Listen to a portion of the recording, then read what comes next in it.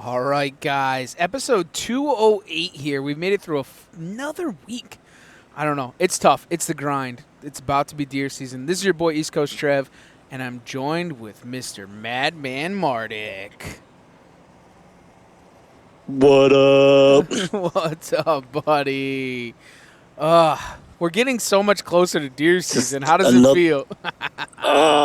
This is the last episode in August, bro. The next one's gonna be September.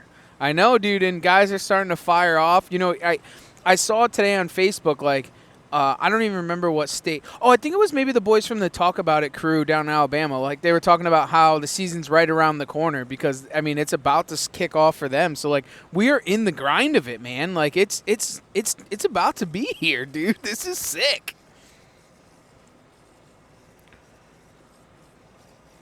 Yeah, it's coming. It's gonna come real quick. It's a blink of an eye, Ugh. and I cannot wait. I I need know. it bad. I know, I know. I was talking with the boss and trying to figure out times and this, that, and the other thing when the fishing season was going to be over. And you know what he said to me? You're never gonna guess. He said, he says, I have you booked until November 7th. I said, huh? Ooh. November what? November 7th is my favorite day in the woods. It's my favorite day to be in the deer woods is November 7th. So I'm a little upset about this, honestly. Could be worse. It could be like November 24th or something like that. So I guess you're right. I mean, our official last day is November 19th, but still, you know, it is what it is. I mean, it probably won't be that. The doubles, those are almost over. The 1st of September, we are done with night trips, so it'll be nice. I won't have to record on the drive home again, and we can get our lives back together. Things are always hectic. Like, we went through Huntstock, and we've been trying to grind through the summer, and it's just tough. Like, but like we were talking, we always talk about is you make the time to make things happen no matter what it is. Like, like yourself getting up and grinding in the morning. Like, dude, that's not an easy thing. It's not an easy thing to have that self-control to get up in the morning at 4:45 and start slinging arrows and whatever else you got to do before you get into work. no, you're absolutely right. It's not easy, and this is something I haven't really talked about too much on the podcast. I just kind of been quietly going about my business, but I recently got into rucking. I'm sure most people know what that is, and I haven't taken it to the extreme like some of the guys do to get an elk shape or whatever, but more of like a whitetail fit kind of thing. And I'm doing anywhere between 3 to 4 miles a day with 30 pounds in my pack. And dude, I feel great. Like, I feel accomplished. I do it before work. I'm getting up, like you said, at 4:45 in the morning. I'm getting in my 3.5 miles, shooting anywhere between 20 or 30 arrows before I even leave for work in the morning. And just a good way to start the day. Good way to get prepared for the hunting season, because before long you're going to have to get out of bed early to make it to the tree stand. So you might as well start getting used to it now, Yeah, and when you stay on that full circuit, like staying up, like for me, like in the summer, you have the summer and you're up early and you're fishing, then you get in deer season and then you're up early and then it turns into turkey season and you're up early. It's just easy to just stay on that continual grind because you're like, oh, well, maybe I'll be able to sleep in. But then when it comes that time that you go to get up for whatever season it is, you're like, kind of like, just moping your way into it. And you're like, this sucks. This absolutely sucks. But if you just stay on the grind, dude, and you just keep doing it, it just all comes together, and then you become that morning person. For sure. I mean, if you think about it, the hardest part of it all is getting out of bed. Yep. Once you get 2 feet on the floor, everything gets easy after that. The 3.5 miles with 30 pounds on my back really isn't that hard. Shooting the bow right after all that really isn't that hard. The hardest part is not ignoring that alarm clock, not hitting the snooze button, putting your feet on the ground, putting the boots on, and getting after it. Well, it's You know what I easy mean? to just roll And over when just you know it's cold outside to stay in your cozy, your moo-moos and stuff. It's just easier. oh, dude, how many deer do you think survived because somebody was too lazy to get out of bed in the season and they just said, it's too cold out, or or too hot out, or it's might rain, and they just roll over and go back to bed, and that buck thereafter walked by their tree stand that day because they decided to not get out of bed. Well, how many people or how many stories do you hear, Steve, about guys who are like, "Oh, I should have went to that stand because that buck walked by," and in all reality, it's because they didn't get their ass out of bed. That's why that deer survived. So there's so many stories that are Right, like that. right. Like that buck would have never walked by that morning had he been on stand, because the only reason he walked by is because he wasn't there blowing his wind in the wrong direction or Yeah, something. it's so crazy. It's so crazy to think about. You I'm never just know. I'm just looking forward to deer season, man. I'm looking forward to watching the success of everybody. And guys, don't forget, while we're on the topic, don't forget to post in the Outdoor Drive group when it comes to hunting season. We want to see, I mean, tag us in that stuff. Don't be afraid. Hashtag tag. Post it up on the Outdoor Drive group in Facebook. Like, we want to see this stuff. Like, we strive off the success, and then also it kind of keeps the guys all knowing what's going on. As far as like, when the deer are moving and what, it's just good to see all that stuff. So don't forget about that. And hey, why don't I just break into it? What do you say? Let's get onto a little bit I of think chore work. that's a good idea. All right. First off, we're presented by Huntworth. HuntworthGear.com, the best hunting camo on the market, in our opinion. Get more for less with Huntworth. Guys, don't forget that there is a 30% off sale running right now. Steve, when does that run till? I think the end of October, I think is when that goes till. The end. No, I thought it was the end of August. Oh, was It's it? only a couple more days. Oh, okay. Well, I don't think forget to do that. so. Get on over to Huntworth, huntworthgear.com. Save yourself 30%. I know it's already cheap enough, and then you're going to even save yourself even more over at huntworthgear.com. Nor'easter Game Calls, nor'eastergamecalls.com. Get your grunt tubes. There is some left. I said that there wasn't going to be, but there actually is some left from Huntstock, and they are on the website at nor'eastergamecalls.com. Bowhunters United, bowhuntersunited.com. The link is below. Sign up for that. Be an advocate for the bow hunting world. As far as the political side of it and all the things that you do get from Bowhunters United, like deer and deer hunting, there's a ton of great things that come from that. There is, cheaper stuff in some stores. It's just a list that goes on. You guys can check that out at bowhuntersunited.com.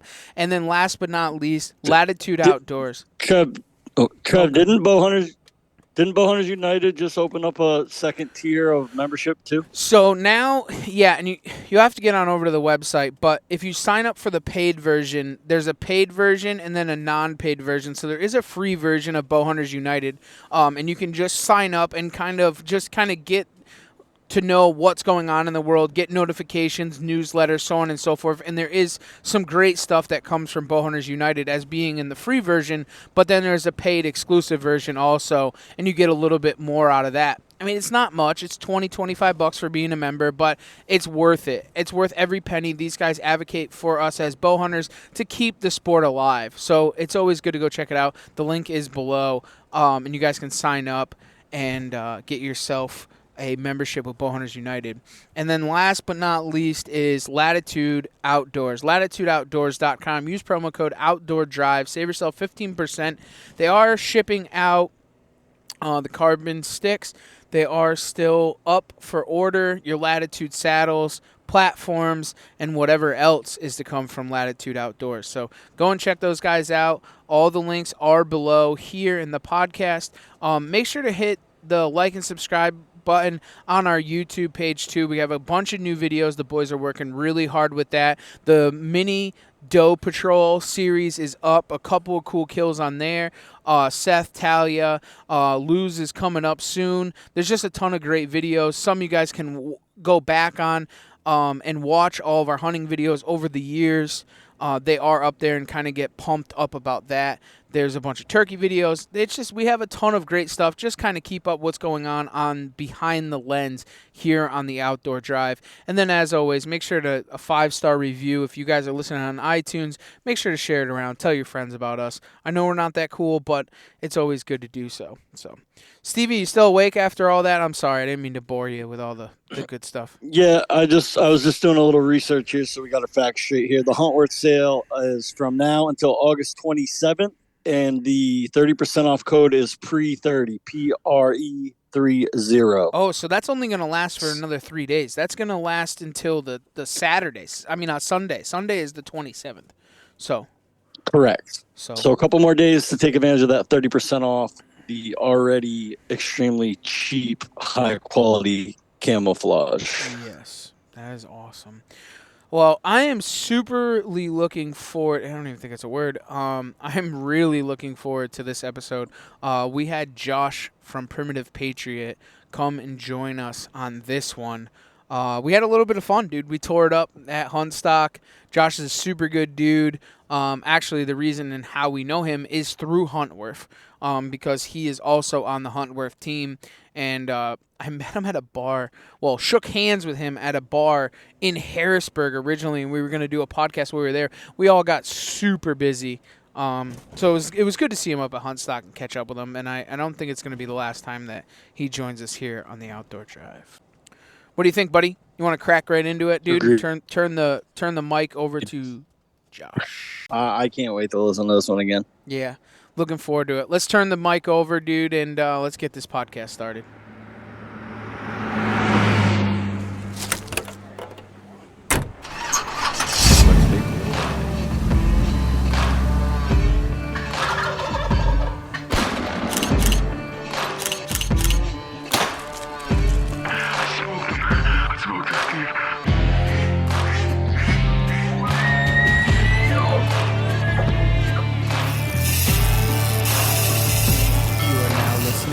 Outdoor Drive Podcast. That you are. You are definitely listening to the Outdoor Drive Podcast. This is your boy East Coast Trev, and I'm joined with my good buddy Madman Mardick. Yeah, I'm here. Oh, good. Well, I didn't really actually care, but we are still here in Huntstock in Westminister, Massachusetts at Wildwood Farm. Are you having fun, Steve-O? Yeah, I'm still here. Who's these guys you found? This is Josh with Primitive Patriot Outdoors. Yeah. Yeah, good one, Steve. I didn't really find them, but no, we've known these guys for a while. Yeah. We ran into in Harrisburg, and we've been following each other on social media. Yep. How's the show, man? We've been enjoying it. It's been a nice weekend here, and we've getting a lot of publicity out here with our content. We're from Western New York, so in Massachusetts here, we're not well known. Mm-hmm. But what's cool is a lot of the content creators that are here are already following us. We're following them, so it's almost like a reunion where we actually get to meet the people in person that we've been following. So it's kind of cool here. That's absolutely awesome, man. Let's put this thing in four-wheel drive. Why don't you tell everybody who you are, where you're from, and a little bit about what you do? Sounds good. Well, my name's Josh Larson, and I'm the owner and founder of Primitive Patriot Outdoors. We're based in Western New York, about 60 miles south of Buffalo. We started this thing about 3 years ago as kind of like a hobby on Facebook, pretty much just sharing our knowledge and experiences with the outdoor world and giving tips and advice on how to make yourselves a better outdoorsman when it either comes hunting or fishing. We started doing a big buck contest. In the first year, we had 69 entries, so we're like, all right, cool, growing it. And then we decided we're going to do a walleye tournament. So we got up with a couple guys that run big walleye tournaments in New York State. We launched ours, and now ours is one of the top-tier walleye tournaments in the state of New York. Wow. So that kind of boosted the company up, and it was pretty sweet. So from there, we just kind of been snowballing off and doing different projects and how do we reach more people. So, with the tournament and the big buck contest, that was kind of like our money makers. So we're like, all right, now how do we use this to reach people? So we started the Heroes Hunt, which is a non-for-profit organization that we created, taking veterans and first responders on outdoor adventures. So our motto is taking these heroes and finding peace through the outdoors. And all of our hunts that we take them on are paid for either by our sponsors or they're donated by other farmers and stuff like that. So then we started doing the YouTube show thing. I bought some cameras, didn't really know what I was doing, so I've been learning as I go. That show is called Lead and Lures. And then the end of season 1, we just finished filming in Africa. And as you watch the show, you can see how we've grown as a company from using a GoPro and a cell phone to now we're using drones and 4K footage at the end of the season. So in 13 episodes, we've really taken it to a whole new level.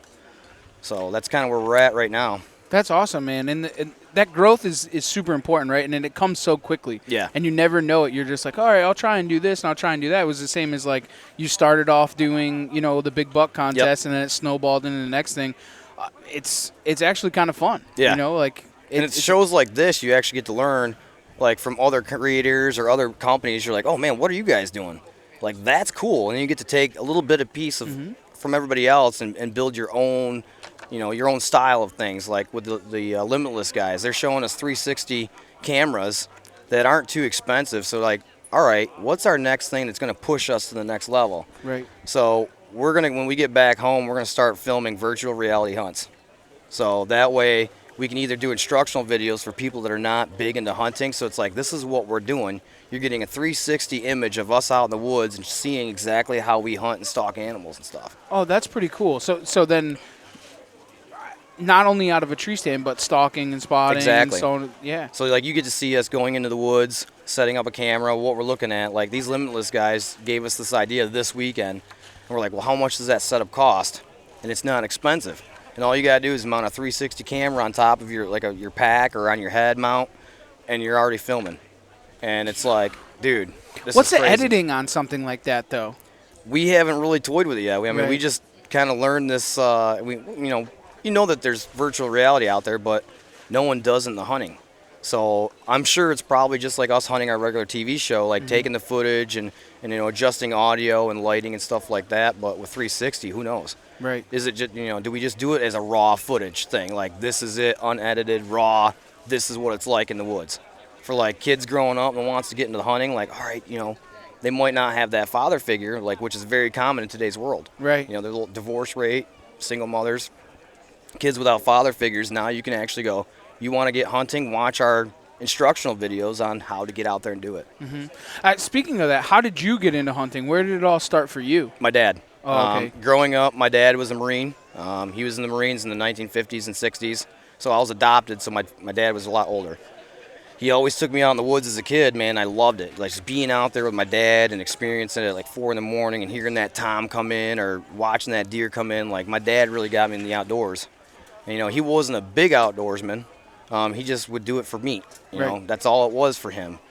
After I got out of the Marine Corps, I was pretty angry. I had that after 8 years of nonstop getting mad and deployments. We did 3 tours.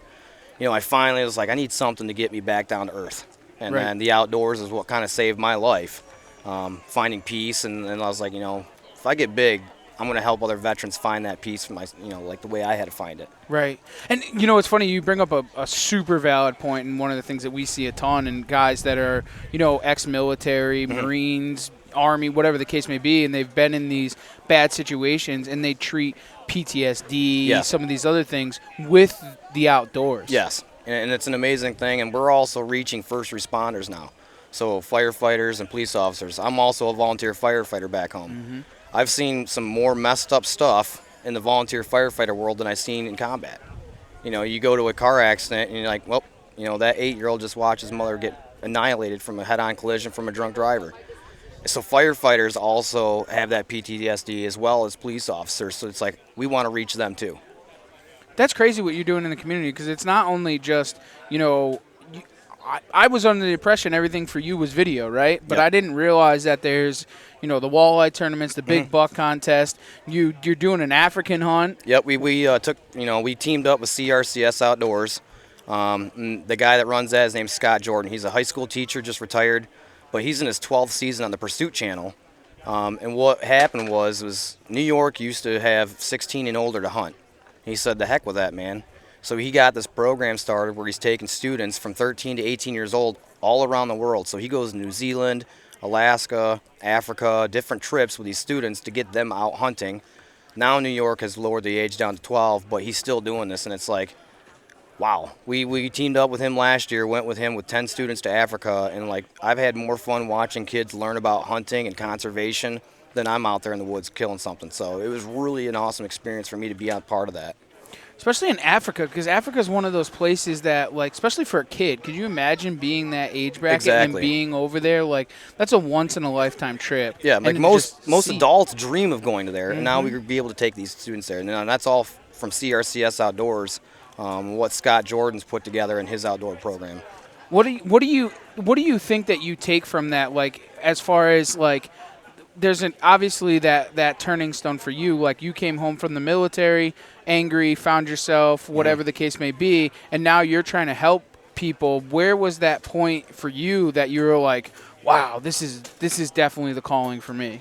Well, I've been hunting most of my life, and then my first real experience of where I really found the peace was my first trip to Colorado. So a buddy of mine got up with me. He's like, "Hey, man, you want to go on an elk hunt?" I'm like, "Dude, I've always dreamed of that." So I get up there, and we're 12,000 feet up, and I hit this spot in the mountain where I could just see for miles. The air was pure, and that's where I just got like just shell-shocked of just awe. And I just stood there for like an hour, man, just staring like, dude, this is peace. And that's where I really found, I was like, man, like, if I'm feeling this, other people need to feel this too. Right. So, my last trip to Colorado, we took an Army vet out. I had, hey, man, you help me film, we'll get you a deer. So we were able to get him a mule deer tag. And I said, hey, here's the thing. You help me film, see if I can get an elk. You see a mule deer, it's yours, man. So, like, we took him out there. The first thing I took him, I was just like, I got to take you somewhere real quick. We took him up to the mountain, and he just sit there. He's like, dude, bro. And I was like, just sit here for like an hour in complete silence, man. You just feel changed. Right. You're sitting in thoughts like, dude, you are a small thing in this universe, and there's a lot more out there than just what's going on in your life. This is it, man. So You don't think, and I don't know, I'm not no military background for myself, but Yep. like, is there ever that point, like, I know like when you're in a place like that and it's surreal and this, that, and the other thing, and obviously your thoughts come over you, like, does it just swipe it all away and you have a whole different train of thought? Like, like if you're sitting, like say if you're driving in the car and you're by yourself, right, and you Yep. have all these emotions, you're like, oh, this is what's going on in my life, this is what's going on in my life, this is what's going on in my life, and then you get up somewhere and then that all just melts away. I've had moments like that, because like hunting is just not all about the kill. And there's so many different variables, and the same thing with like fishing. So we do fishing trips as well. But there's so many different variables that go into it. It's not luck. It kind of is luck, but it's just things coming together. Like for example with fishing. Okay, you change that depth of that lure 5 feet, that might get the fish. You change the speed of your reel, bringing it in, that might change. You're in complete control of every decision that you make, and when you finally capitalize on that, you're like, I'm accomplished. And that's like the way I take with hunting. I love do-it-yourself hunts. I don't like guides. So going out into Colorado, it's like I'm scouting. It took me 3 years to get an animal. Right. But those 3 years I was learning, gaining knowledge and stuff like that, and the whole time I'm out there, you're just enjoying life, learning, building yourself as a better person. And I think that's what's great about the outdoors is you're also building yourself as an outdoorsman, and you're always constantly room for learning. Yeah. No, absolutely. I mean, there's no doubt about that when it comes to that, because like you have to then. The thing with outdoorsmen, I guess, and you could agree to disagree, agree, whatever. But like, I think outdoorsmen, they have to have some type of drive to them. I know it's Yes. cliche, but like, you have to have some type of drive to you to keep pushing on further and Yes. further, because if you don't, you're not going to succeed, and then you're Exactly. just going to end up giving Yep. on it. So like, everybody that's here, they definitely have some type of drive, whatever it Exactly. might be. It might be catching panfish in the local pond, or it might be chasing muskox Yep. in the Arctic. It's you that know? adrenaline that you get. Like, everybody has their own niche or niche, however you pronounce it. Like my buddy Jeff and Matt. Tomato, bro. Exactly. My buddy Jeff and Matt, they're part of my company. They're my pro staffs. Jeff's also my vice president. They're huge into coyote hunting. That's what gets them going out at night, calling in that coyote and kicking it, Yeah. Me, I love whitetail hunting, but elk is definitely my adrenaline getter. Really? I've focused in the last 3 years. I've watched so many different videos and podcasts and listened how I can improve my game in elk, and it's starting to pay off of all the times I'm just willing to learn as well. So I feel like, yeah, we have that drive, but as an outdoorsman, you got to have that ability to be willing to improve yourself at any time. I mean, technology's changing.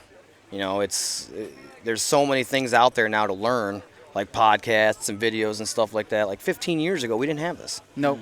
So you were learning from generations of how they hunted.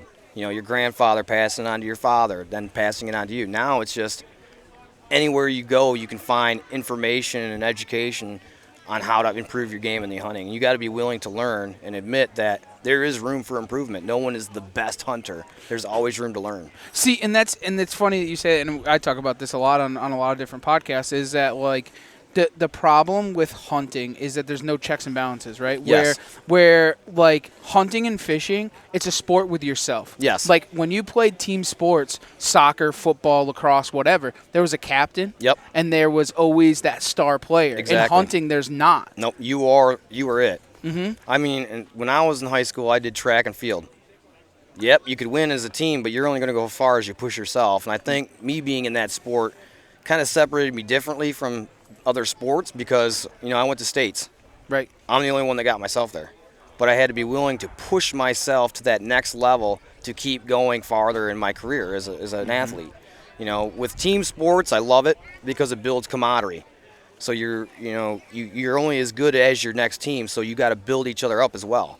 And I mean, I'm not knocking team sports, but it's the same thing as being a self-athlete because you have to be willing to help your buddies as well. Right. And that's kind of where I've taken this outdoor thing is like I want to teach other people to be great outdoorsmen as well. So I'm willing to always share my knowledge and my experiences to get people out there. And I think that's one of the great things about the outdoors is taking taking out kids, Yes. bringing that next generation, that there is people out there that aren't self-centered, Exactly. that want to be able to push that to the kids. Like in your booth, you have the cork gun. You know Yep. what I'm saying? Yep. Like, get the kids there, get them involved, get Yeah. them intrigued. Like they could come to a hunting show like this. What do they really have? I mean, like our booth, what are we going to give them? Stickers? You know what Exactly. I'm Yep. saying? Like, you have to have those kids involved where the attention is on them because Yes. this sport is really for them. It's not for us. Yep. We're just living it today. Yes. But the future of it is for the children. And there's a saying that I watched on like the Avula Safaris is the company that I go with to Africa. and in one of their promotional videos it says to the extent like, this land is not ours, it's borrowed from our children. And that was like powerful statement and I'm like that sticks with me. Like this isn't our land. This is our children's land. So if we don't take care of it, our children or our grandchildren ain't going to have this way of life. I like that a lot, honestly. I think that's very well said because It is. I mean, it's so true. Like we were those people when our Exactly. fathers brought us out hunting and we Yep. were there. That was our land. Now it's time to hand it down. Exactly. And it's an heirloom for them. Right? We'll call it that. Exactly. And if you don't take care of our public lands or your private lands, if you just let it go to waste, these newer generations ain't going to have a place to call home or a place to hunt. You got to be able to respect it now, knowing that it's not ours. Right. It is our children's land that's coming up. So I got one question. So what is some of the future things that come for you guys and your guys' project, and what do you guys foresee happening, the next season? So with our TV show, we're always looking to improve the video content. All right, what can we bring to our viewers that they're not going to see somewhere else? Like, you have a lot of shows, it's like, all right, it's whitetail hunting only or turkey hunting. Our show is lead and lure, so we want to provide more fishing trips and stuff like that so that people go, well, how do we do that? Let us tell you. How do I go on an elk hunt? Do it yourself. Let us tell you. But now we want to reach more people, but also put the everyday hunter on a whole new platform. So like YouTube's great. It's an amazing platform. So what we want to do is put the everyday outdoorsman that has content on a nationally streaming channel so that they can get their image seen as well. So we've been working with some developers and some code writers to build our own standalone app for smart TVs. And the app's called PPO TV, and it's short for Primitive Patriot Outdoors TV. And what it is, it's a streaming channel, pretty much. It's an app that you can download on your TV or have your phone. Excuse me. And what it's going to have is it's going to have a 24-hour, 7 days a week, like live streaming network, just like a normal TV show. Like, you'll have this show on at this time and this show at that time. But what's also going to be unique is each show will have its own demand center. So let's say you're a YouTube creator and you want your show on our app. Cool. You pay the money, you get it on the app. Now you can go to your local bar or your local outdoor store instead of them playing like Duck Dynasty or something. Now they can play your TV show and get your name out there while they're subscribing to us. So the goal is like, there's a lot of outdoor shows out there.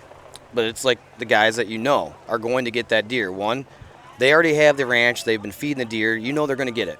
We want to showcase what it takes to get that deer. You know, like the hard work, like our show. I film from the drive to setting up the cameras to all that to what it takes to finally get the animal, like a story almost, you know. So there's so many content creators out there that ain't getting the return that they should be. You know, they're the ones that are buying the products from these major companies. They're the ones that need to get seen because that's who we relate with. Right. You know, I don't relate with someone that owns 100,000 acres that always has great deer. I want to relate to the guys that's like, man, how did he get that? What was the steps that he took to work to get that animal? And that's what we want to kind of showcase on this app. So, you know, it's going to be $5 a month. Once we get it all launched, it's going to try to launch it next year. It'll be $5 a month or $50 a year. And we're trying to get a bunch of shows that are YouTube content creators, like the small guys, the mom and pop guys, you know, get them on there so that they can have a show. And we want to do it, set it up so that your show is going to play one time on first shift and one time on second shift. So that way the working man that's always out there, if they're either working on first or second shift, can watch your show at any time. And then, like, our biggest motto is time is money.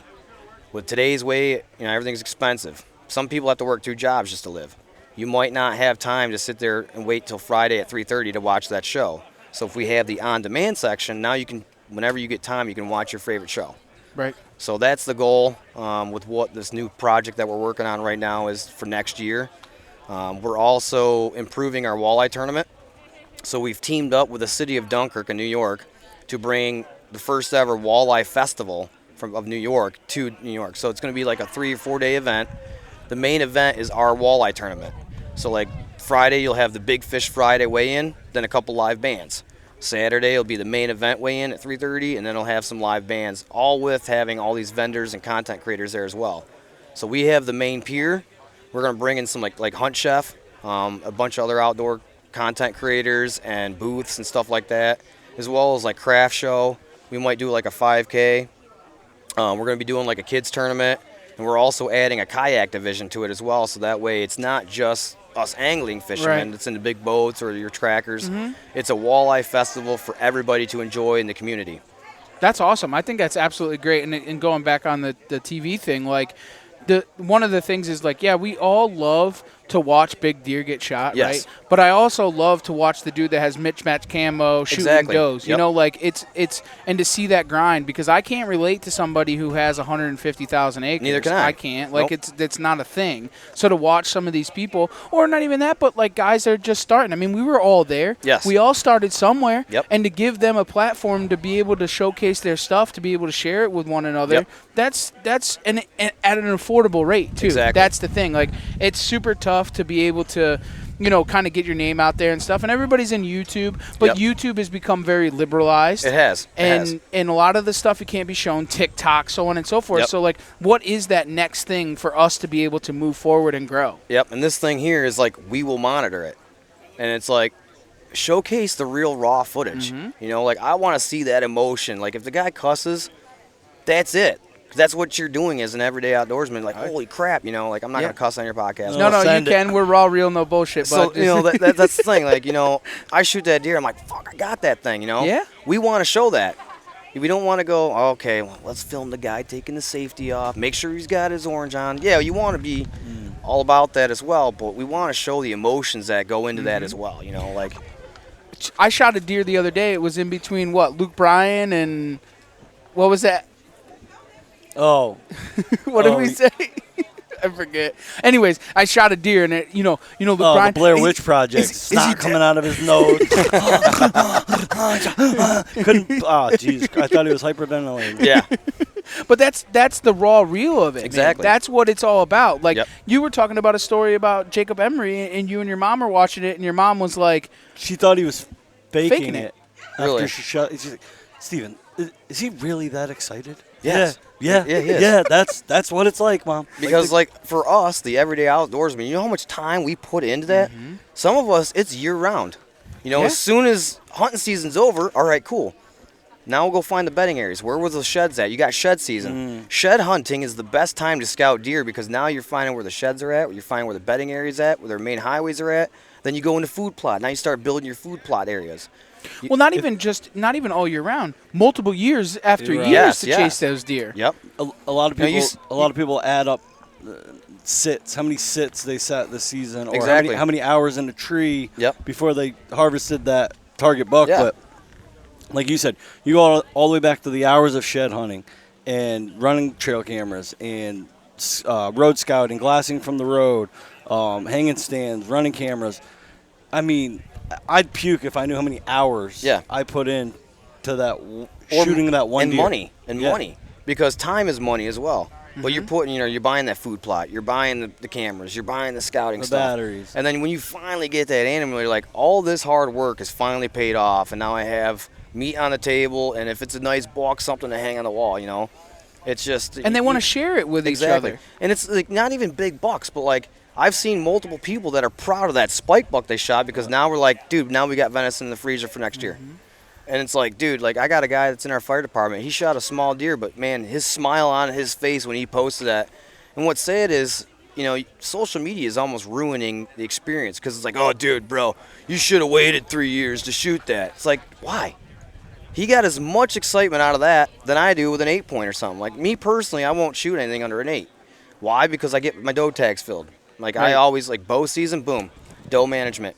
Take out a doe, take out a doe here. I got my meat. Then I go in there. But you got to realize a lot of guys work so much, they might only have 1 day of the year to hunt. They're going to shoot whatever they can legally shoot. And they're proud and happy about that. And we can't diss on them for doing that. Well, and not everybody, going back on what you were saying before, not everybody has shed hunting season. Exactly. They don't have prepping season. They don't have that. And that's the good thing about the sport. Like I had said in the beginning, like it's a sport against yourself. Exactly. And whatever you feel is your goal that is accomplished.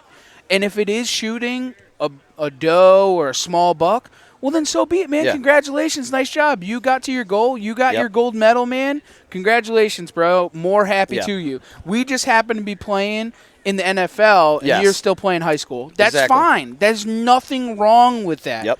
There's nothing wrong to that. We set our goals at a higher standard, and this is what we want to do. Exactly. We want to go shoot kudu in South Africa. Yes. We want to go – and – dude, Axis you may deer in get there. Hawaii. Axis deer in Hawaii. Like, you if gonna – there's any left now. Yeah. Yeah, without being on fire, right? They're Yeah. barbecued. Yeah. Exactly. Bust out the Traeger. Yeah, well, hey, you know what? If it's anything like back here, then it would be good new growth. We'll have bigger axis deer.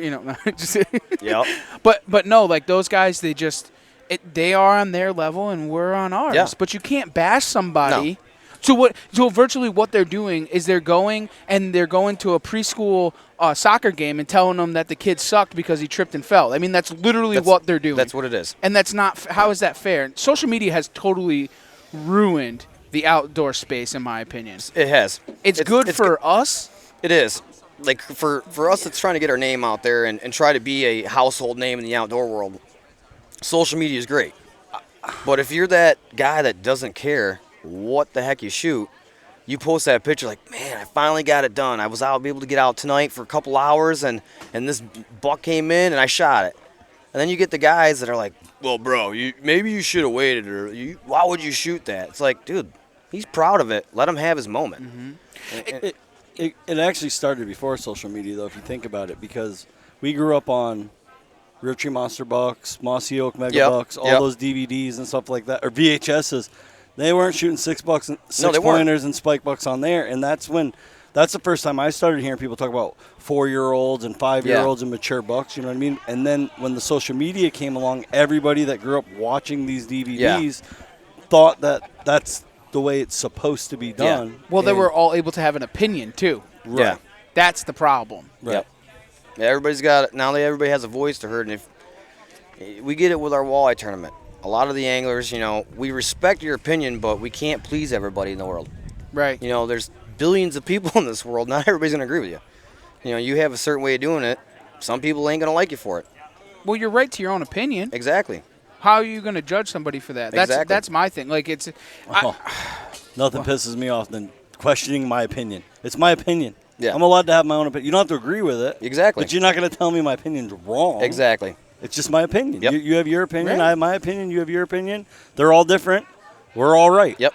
Well, you can't get mad at somebody else's opinion. Exactly. Personally, I won't shoot anything under an 8. Right. People are like, you can't eat the antlers. I'm not eating antlers. I'm eating the doe. That's how I look at it. But some people get mad at me. They're like, well, you're not a real hunter. You're just a trophy hunter then. I'm like, no, I use my doe tags to fill my freezer. I like to actually see a nice rack and see them grow. And that's my personal opinion. In my opinion, though, that's equivalent to and just as bad as buck shaming somebody for shooting a small deer. And it all goes back to the saying, it's cliche, and everyone says it, shoot what makes you happy. If a spike buck makes you happy or a 4-pointer makes you happy, great. If it has to be a 4.5-year-old, a 5-year-old for me to be happy, that's what makes me happy. So I'm not going to shame you for shooting what makes you happy. Why do you have to reverse it? Exactly. And give me shit for shooting what makes me happy? Yeah, and you shouldn't. You definitely should not. It's just as bad. Yeah. Like going back, like you. My brother just reminded me of something. So last year, my brother shot a buck. And he's just like, hey, man, I got a buck, super proud, really happy. I was like, let me go see it. I go up there. It was a very mature buck on its way down. The rack was small. It was just a 6-point.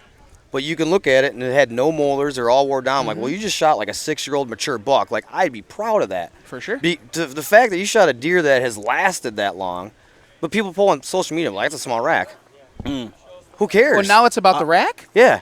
And it's like, dude, but it wasn't about the rack when it was a 2-year-old. Exactly. You know, but now it's about the rack because people are like bashing him. Oh, well, that was a small deer. No, it actually wasn't because it didn't have any teeth. You could tell how old that deer was. Well, and one of our thing is, like, probably the 3-4 of us underneath this tent right now is we don't care about the size of the rack. No. We care about mature deer. Exactly. Because we are doing the act of conservation. Yep. And taking the bigger deer, mature big deer out of the herd. Yep. I don't care what the rack looks like. I'll shoot any 4 or 5-year-old deer because that deer is on its decline and on its way out. And that's the sad part about social media. Oh, well, these guys have been posting huge deer, so that's what I got to go get. And then you get someone like my brother who just shot a very mature deer. These people didn't do the research. They just see a rack size. They don't know that buck was actually outlived many of the deer that's in that area. Joe, he didn't want to be on the podcast. Joe, this is the manager? Yeah. What do we got? So for all of our viewers that, you guys can't see it, my brother, he's my co-owner here, did not want to come and publicly speak on a podcast, but he's shoving the phone with pointers and tips for me to bring up. Say this. Say Car Ramrod. Say Car Ramrod. Oh, I forgot. I wrote it down for you. Why didn't you say it? I forgot. What did it say? What was he supposed to say? What was Car Ramrod? He was talking about, he was like, mention proper deer management. Like, you want my mic? No, but it's so true. It honestly is. And how is it like? It's about the rack when it's big, but when it's small, it's not. It's exactly. Like what? And you're like, you just took out a deer that probably maybe had a year left to live. They don't get that old. After so many years, the genetics are gone in that deer anyway. Right. Yeah, I'm chasing a deer this year that he's on the decline. Yeah. He's on the decline. So what Joe said is the genetics are gone at that point anyways. You know, Right. like it's just crazy. I don't know. I get frustrated. I think people get hung up between, and I guess it's just word choice, but you can talk about big deer and you can talk about mature deer. Exactly. And they're not always the same thing because I have a buddy in Kansas right now that, he's sending me pictures of absolute giant deer. They're 2-year-olds. Yeah. But they're bigger than anything I have on camera. Yep. And so just because it's mature doesn't mean it's big, and just because it's big doesn't mean it's mature. Exactly. So Plus, it could have bad genetics. I always try to talk about mature deer. Let's not talk about inches. Let's not talk about what's on its head. I just hunt mature deer. Yep. Well, in the same token, you can only shoot the deer that are available to you. You Correct. can't shoot a 180 where there's no 180s to be shot. Exactly. So like, if you go to my booth and see the deer that's hanging on my wall. Right. That won a big buck competition, and it scored 122 in our area. Right. We have a lot of Amish. Nothing against the Amish, but they shoot a lot of animals. Yeah. And they don't care what size it is. Filling up the wagon. Well, when you got 56 kids that are working on the farm, you got to feed all those kids. Right. So, they'll go out and kill a lot of they make the good pretzels, though. Stuffed They're pretzels. donuts. They're donuts, man, and they're pies. Oh, in the whoopie pies. Yeah. But the thing is, like, what he's talking about is he's talking Harrisburg, the stuffed pretzels. We call them Amish Hot Pockets. I do remember that. Yeah, the Amish Hot Pockets, dude. You can't. My go neighbors are Amish, and they got a little baked goods thing, and I'm like, man, dude, I've gained 16 pounds in 4 days eating their donuts. You all talk about taking little Debbie's in the woods and packing on the weight, man. Eat 4 freaking Amish donuts and drag a deer out. You hate yourself. Worth it. Total just straight lard. Good. You know? I'd be 450 if I had an Amish neighbor. Are you kidding me? Yeah. I got enough problems with the convenience store being right down the road. Never mind, you know? Yep. Too many little Debbies. No, but I hate the bashing aspect of Yes. it. And, you know, one of the things that I've started to notice, too, and you know, being at shows and meeting new people and the growth of, you know, our business and so on and so forth, is our generation, because we're in the same generation, is willing to help one another and Yep. work with the community and kind of fix what was already broken, I think. Exactly, yep. Because I think, and, you know, I see it a lot in the fishing industry, where you have older captains or older guys that are working that, you know, the fishing scene. Yep. And those guys are war against one another. This guy's an asshole. Why is he in my spot? That's my spot. That's my. And us young dudes are like, hey, the bite's hot over here on such and such a reef, man. You better go get them, dude. Yep. They're not going to be there long. You know what I'm saying? Like, it's not my spot. My old neighbor, his name's Marshall Stearns. One of the best knowledgeable fishermen I've met. He used to be my neighbor. He's the one that really got me into walleye fishing. You know, I go out. He's like, hey, man, how you doing? Yeah, we got 2 in the boat. Go out 65 feet, drop your lines at this. He's like, you'll start hitting them. Thanks, dude. Thanks for the information. Right. Now I can go out and get, you know, dinner, you know. And you got to respect that. Tournament time, dude, no one's telling anything. What'd you catch that on? Muskie bait. What? Caught a walleye on muskie bait? Yep.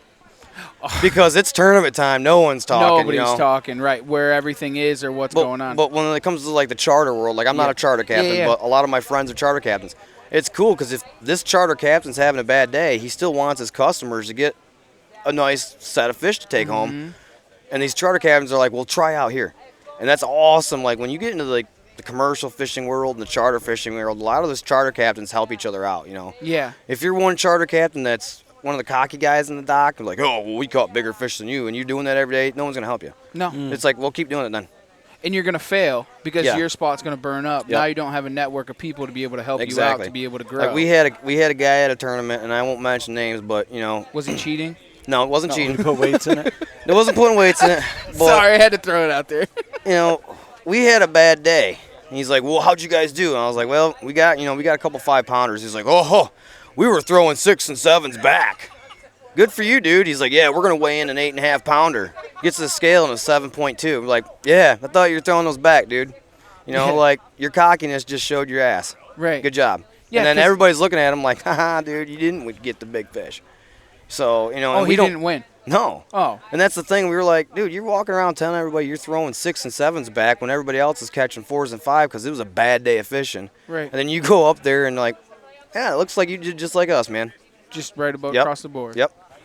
But I just don't, and that's the other thing is that in the tournament world there's checks and balances. There is. Because there's other guys that are better than you. There's always Exactly. somebody who's better There's than you. always a bigger fish. There's always a bigger fish. It doesn't matter. You might get it today, but you ain't getting it tomorrow. Exactly. So it's that humbling part of it. There's is. that old check and balance thing. And now if he was fishing on his own, he'd be in the coffee shop or in the bar at the end of the night telling him that he got 9-pounders, but it was really a 7-pounder. Exactly. If he was just regularly You know, fishing. it's exactly, and I don't think this kid listens to it, so I'm not going to say his name, but still, you know, it was funny. Like, so our last tournament, we had to cancel it due to weather.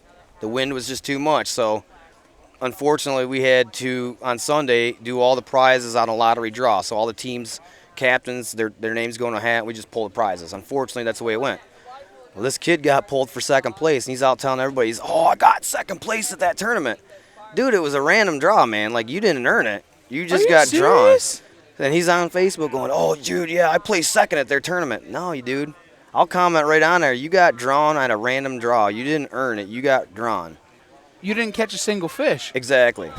But he's got the trophy on his mantle, the second place trophy, because he wanted the trophy to take home as a souvenir. Well, Now of he's, course he did. look what we got. Look what we got. I hope I'm he like, listens to this. If you're listening, what up? Second, but how would you? I don't understand that. So then you're gonna tell all of your buddies when they come over that you won second place, but you didn't even catch a fish. Did you even do anything? Yeah. It was more or less a participation trophy because you signed up for and the. like the big thing. So he voted for Biden. the one tournament, It's actually he got Hunter Biden. He got 8th place. He got 8th place for Big Fish Friday, which is cool. Yeah. That's just the luck of the draw that you were able to pull in that big fish. Oh man, dude, 8th place. We are freaking taking this tournament over, but didn't weigh in on the main event because he couldn't catch 6 fish. Oh my god. And it's happened like a couple times. Like, how'd you do? Wow, we didn't feel like we could weigh in, so we didn't weigh in. So that's bad for the community. It is, because you're out there like telling that, and it's like you're just giving us a bad name, man. Just be humble about it. Like, if I didn't catch a full box and you did, hell yeah, I hope you win it. That's the camaraderie that you want to build in the outdoor world. Mm-hmm. You're gonna have rivalries. That's just human nature. You're gonna get jealous of this guy. And it's not always a bad thing. It's either. not though. Like, I think competition makes everybody better. Mm-hmm. Like, you got something I think you're doing better. I'm like, fuck, what can I do to make myself better than you? Mm-hmm. Now I'm improving myself. Just like, all right, now if I got something bigger than you, like, shit, he's got it going on. What do I got to do to make it better than him? Right. Well, it becomes a problem when you become envious and jealous That's when of it the comes other a problem. person. And instead of thinking about what you can do or using it as motivation to become better and put in more work and elevate yourself, you just shut down and just, poor me, must be nice kind of guy. You know what I mean? Like this event here, like, you see other content creators like, man, what do they got that we ain't got? Wow, they got that. And like, these limitless guys over there, like, dude, this right here would elevate your game. I'm like, well, teach me. Yeah, how do we do it? So he's showing us exactly how to do this. So I was like, oh my God, this is new age stuff that I haven't seen yet.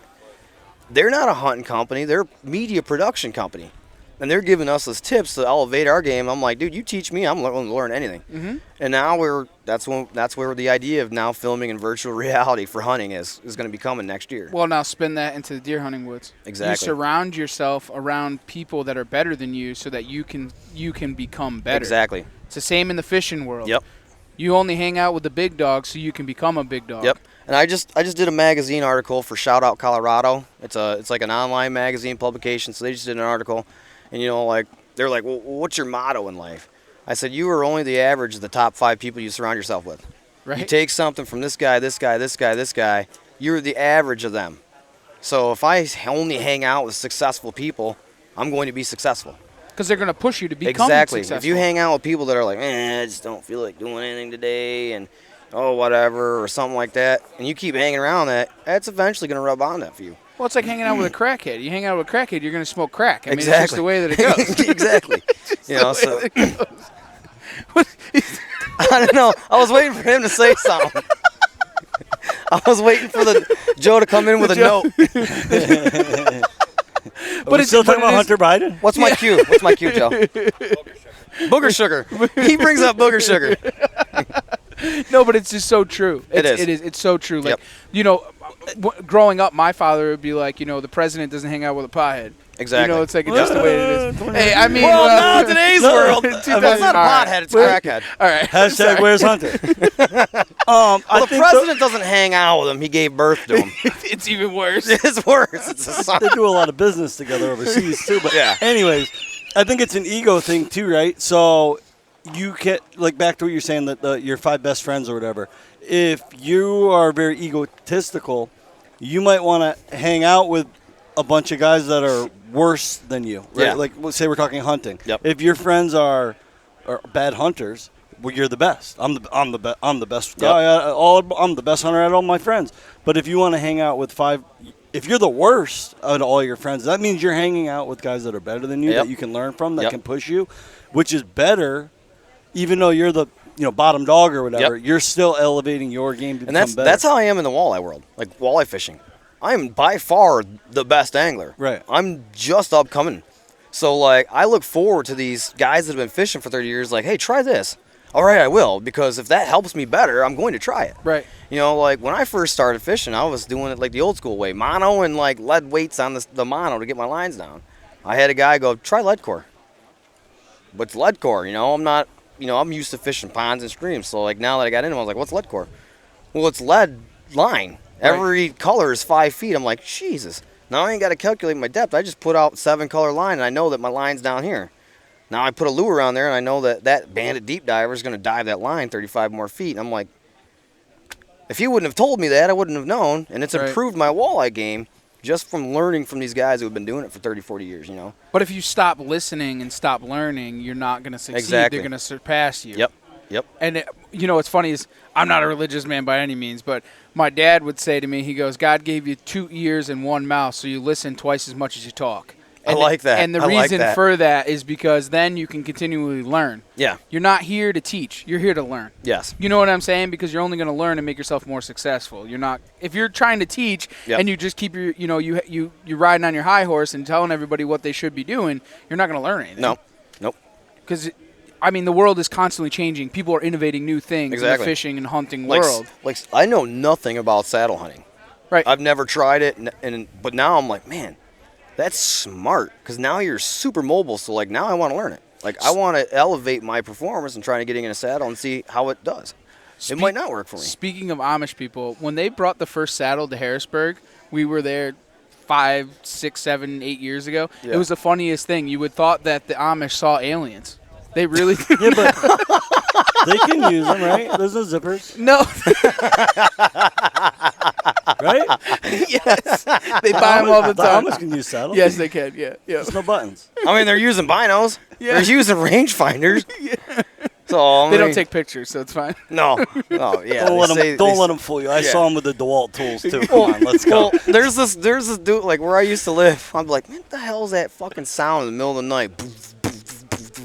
Freaking Amish dude had a boombox on the back of his buggy, and he's just rolling around with a 6-pack. Well, they got lights on them and all kinds of other stuff now. Which is smart because at night, if they ain't got lights, you're smoking. No, I'm that talking thing. like underglow. Wait, what? What? I have not seen that yet. You haven't? No. Oh yeah, I where was I? I think it was up in Pulaski one night, and we had come out of the bar, and we were staying up there in Altmar, and I hear, and it's the horse coming down, and I looked, dude, and it looked like a UFO coming down the road, dude. They had like interior lights and like blue lights underneath the thing. I'm like, that's not Amish buggy. What is that thing? You know? Oh my God. So I mean, they're coming around. They're probably listening. You know, like listening to learn. Well, here's the thing. So when I was a kid, like my dad used to take me like the Amish toy shops and stuff like that. It's cool. And I was like, they do great things. We're not. we're not bashing the Amish. Yeah. They have some awesome craftsmanship. So I walk in the shop as a kid, and I'm like, man, look at these cool toys. And like the Amish dude, his name was Noah. He's like, yeah, man, get her done. I'm like, what the hell? Did you just quote Larry the Cable Guy? He's like, oh yeah, we went to his concert a couple years ago, loved him. I'm like, what? What? Dude had an autographed picture of him and Larry the Cable Guy at his freaking little toy shop. Could you imagine what Larry the Cable Guy thought about when he took the picture with the Amish kid? Hell yeah, man, get her done. You stink worse than I do.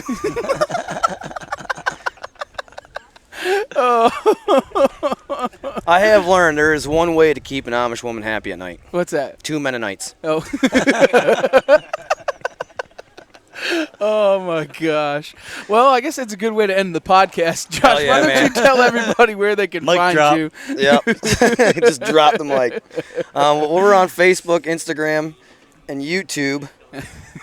And we're on TikTok, but not as much. About to be OnlyFans. Jeez. Hey, what? Pay $5. I'll shoot a deer. But we're also on Roku, which is channel 716. It's an app that's local to us, but we're out there. So, I mean, a lot of the people that follow us are like, oh yeah, dude, we saw your show. Like, sweet. Mm-hmm. But like our main platform, like my name is Josh Larson. I'm on Facebook. I have my own page. Then we have the Primitive Patriot Outdoors page as well. Same thing with Instagram. It's Josh Larson, Primitive Patriot, and then Primitive Patriot Outdoors. And then our YouTube's just Primitive Patriot Outdoors, and same with the TikTok. So the TikTok side of things, you can't put kill shots on there. You can't do much on there. I'll do Miley Cyrus rendition of like I can buy my own flowers, but I changed it up so it's like I can buy my own fishing lures. Oh. Yep. It's like I can buy my own lures, put a rod in my hand, go fishing for hours, and put that fish in a pan. We'll drop the mic on that. All right. Thanks for joining us here on the Outdoor Drive. Hey, I man. appreciate you guys, man. Love it. Absolutely. Looking forward to what you guys got going on. Everyone go and check them out. And thanks for taking the ride right here on the Outdoor Drive.